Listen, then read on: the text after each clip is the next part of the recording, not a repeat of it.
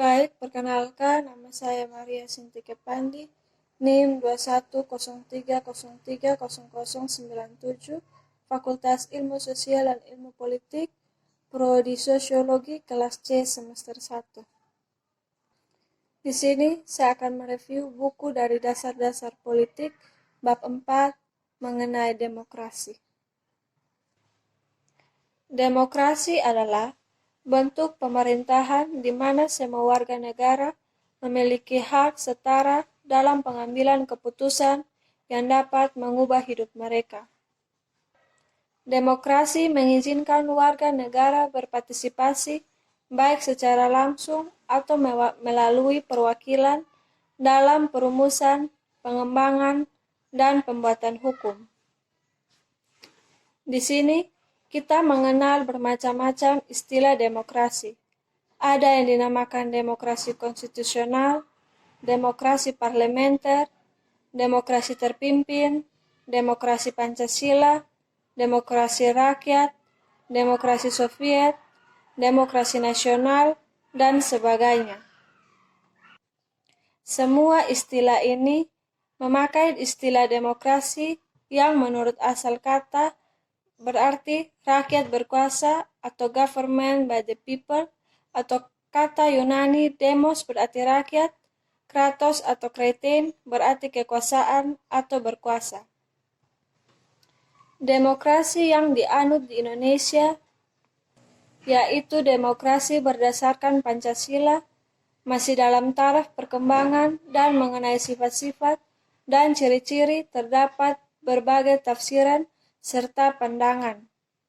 Tetapi yang tidak dapat disangkal ialah bahwa beberapa nilai pokok dari demokrasi konstitusional cukup jelas tersirat di dalam Undang-Undang Dasar 1945 yang belum diamandemen. Sistem demokrasi yang terdapat di negara kota Yunani kuno merupakan demokrasi langsung, yaitu suatu bentuk pemerintahan di mana hak untuk membuat keputusan-keputusan politik dijalankan secara langsung oleh seluruh warga negara yang bertindak berdasarkan prosedur mayoritas. Sifat langsung dari demokrasi Yunani dapat diselenggarakan secara efektif karena berlangsung dalam kondisi yang sederhana, wilayahnya terbatas, serta jumlah penduduk yang sedikit. Ketentuan-ketentuan demokrasi hanya berlaku untuk warga negara yang resmi, yang hanya merupakan bagian kecil dari penduduk. Untuk mayoritas yang terdiri atas budak belian dan dagang asing, demokrasi tidak berlaku.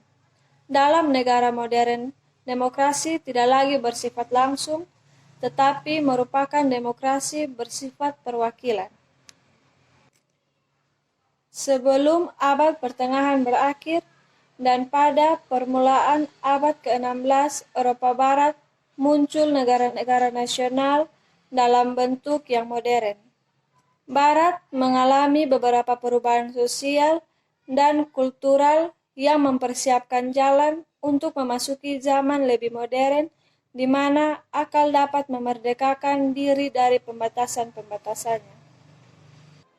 Di dalam gagasan konstitusionalisme, konstitusi atau undang-undang dasar tidak hanya merupakan suatu dokumen yang mencerminkan pembagian kekuasaan di antara lembaga-lembaga kenegaraan seperti antara eksekutif, legislatif, dan yudikatif, atau hanya merupakan suatu anatomy of a power relationship yang dapat diubah atau diganti. Power relationship itu sudah berubah.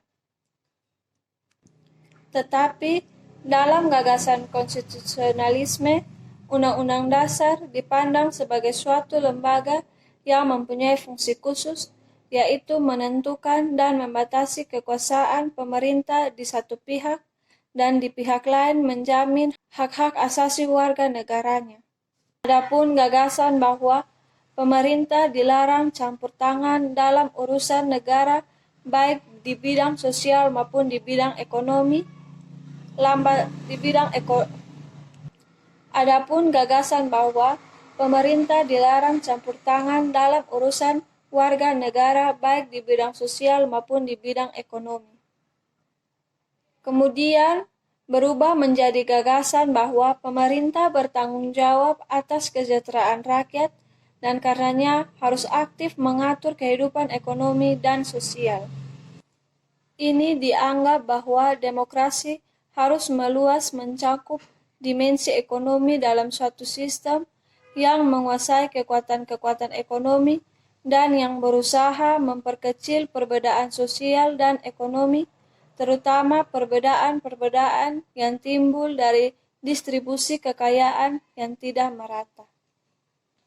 Negara semacam ini dinamakan negara kesejahteraan atau negara yang memberi pelayanan kepada masyarakat. Ada juga perkembangan demokrasi di Asia, yaitu Pakistan dan Indonesia. Sesudah berakhirnya Perang Dunia Kedua, muncul beberapa negara di Asia dan Afrika. Walaupun negara-negara baru itu banyak berbeda satu sama lain, baik mengenai kebudayaan, keadaan geografisnya, maupun perkembangan sejarahnya. Tetapi pada hakikatnya semua negara itu menghadapi satu persoalan yang sama, yaitu bagaimana mengubah suatu masyarakat agraris yang banyak ciri-ciri tradisionalnya. Susunan masyarakat berlapis serta tingkat ekonominya rendah menjadi suatu negara yang modern yang tingkat ekonominya lebih tinggi sesuai dengan ekspektasi dari rakyatnya.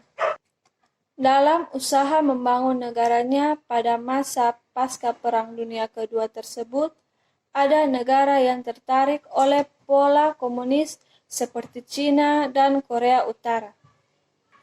Tetapi banyak pula negara yang lebih tertarik untuk membentuk sistem politik yang sedikit banyak berpegang pada beberapa asasi pokok dari demokrasi konstitusional seraya memperkembangkan corak khas budaya politik masing-masing. Perkembangan yang beraneka corak ini telah memperbanyak variasi dari demokrasi konstitusional. Tetapi tidak dapat disangkal bahwa usaha modernasi dari demokrasi konstitusional seraya memperkembangkan corak khas dalam beberapa negara mengalami kesulitan.